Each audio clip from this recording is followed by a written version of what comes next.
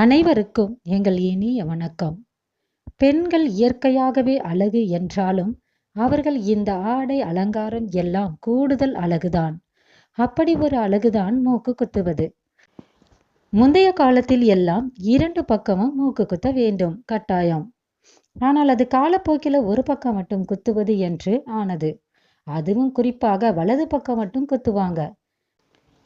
பிறகு குத்தினால் குத்தலாம், இல்லையென்றால் தேவையில்லை என்றானது. அப்படி காலத்திற்கேற்ப மக்கள் மாறிக்கொண்டே இருக்கின்றனர். ஆனால் இன்றும் மூக்கு குத்துவதையே சிலர் ட்ரெண்டாக்கி உள்ளனர். ஸ்டைலான மூக்குத்தி போடுவது என மூக்கு குத்துவதை ட்ரெண்ட் செய்துள்ளனர். ஆனால் மூக்கு குத்துவதற்கு பின்னாடியும் பல காரணங்கள் உள்ளன. பெண்களுடைய மூக்கில் துளையிட்டு தங்க மூக்குத்தி அணியும் போது உடல் வெப்பம் கிரகிக்கப்படுகிறது. அது மட்டுமில்லாமல் கெட்ட வாயு வெளியேறவும் மூக்குத்தி அணிவது உதவியாக உள்ளது. மூக்குத்தி அணியும் போது சளி, ஒற்றை தலைவலி, மூக்கு தொடர்புடைய நோய்கள், பார்வையில் வரும் தொந்தரவு, நரம்பு தொடர்புடைய நோய்களையும் தடுக்க முடிகிறது.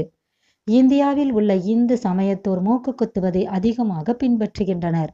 மூக்கு குத்திக் கொள்ளும் பெண் திருமணத்திற்கு தயாராக இருப்பதை குறிக்கிறது. திருமணமானவர்களும் மூக்குத்தி அணிகின்றனர். ஆனால் எந்த பக்கம் மூக்கு குத்திக் கொள்வது என்ற குழப்பம் பலருக்கும் உள்ளது.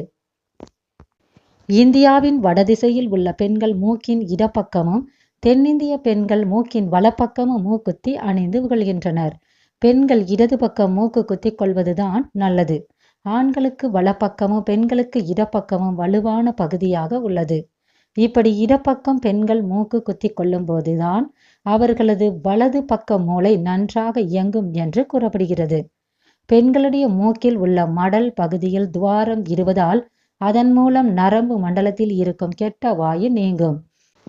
வலது பக்கமும் சிலர் மூக்குத்தியை அணிந்து கொண்டாலும் இடப்பக்கமே நல்ல பலன்களை தருவதாக சிறந்தது. இது போன்ற பயனுள்ள தகவல்களுடன் மீண்டும் அடுத்த வீடியோல பார்க்கலாம். வாழ்க வளமுடன், நலமுடன் அனைவரும். நன்றி.